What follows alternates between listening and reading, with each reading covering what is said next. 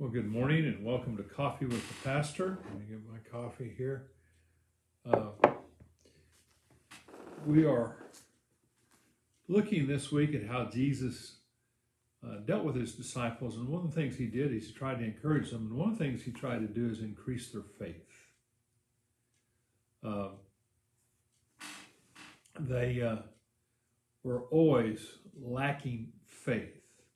And we've been looking at times when Jesus called them little faiths. Now, there's a couple of ways you can translate that. You can kind of say that he's chewing them out, or you have little faith, or you can just kind of look at it as a nickname that Jesus gave to them to kind of prod them on to do better. Little faith. I'm not sure which one is right, but today is the only one that I think takes place not around the Sea of Galilee. It happens after Jesus has been up on the Mount of Transfiguration. If you remember, he took Peter, James, and John up on the Mount of Transfiguration. There he was transfigured, and then Moses and Elijah appeared, and I presume Moses representing the law, Elijah representing the prophets, the law and prophets being fulfilled in Jesus.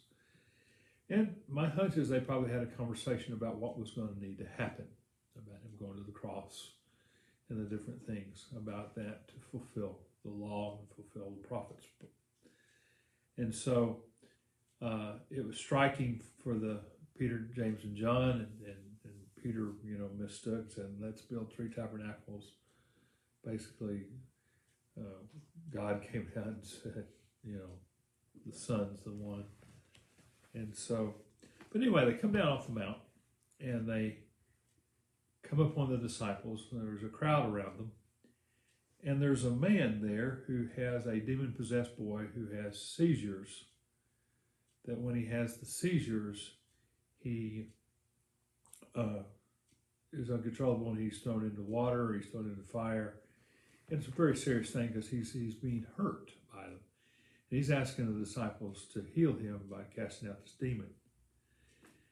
And let's pick up the story. This is in Matthew 17, beginning with verse 14.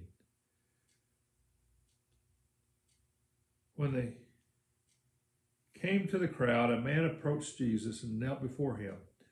Lord, have mercy on my son, he said. He has seizures and he is suffering greatly. He often falls into the fire or into the water.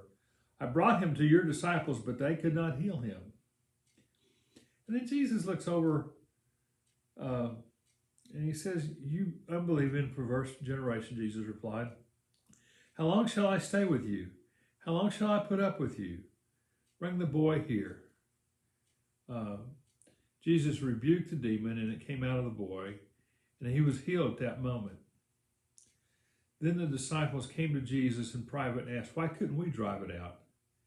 He replied, because you have so little faith. There he goes. That's that little faith. Truly, I tell you, if you have faith as small as a mustard seed, you can say to this mountain, move from here to there, and it will move. Nothing will be impossible for you. And Jesus is trying to get his disciples to believe, to have faith. In order to serve God, in order to minister, you have to minister in faith. And so when this man brought his boy to the disciples, they couldn't heal him. And Jesus kind of says, how long is it going to take for me to be with you? How much are you going to have to see? And so then he takes the boy, he heals him, and he's fine. And the disciples come to him and say, why couldn't we do it? And he says, because you don't have enough faith. One of the Gospel says that it takes much faith in prayer. But he says you don't have faith. And he said if you have faith just the size of a mustard seed, a little bitty mustard seed, if you just have a little bit of faith, you can move mountains. And I think that's something that we need to do during this pandemic and during this time of cultural wars here in America, where there's people who, if you disagree with them, want to cancel you, want to be in this woke society.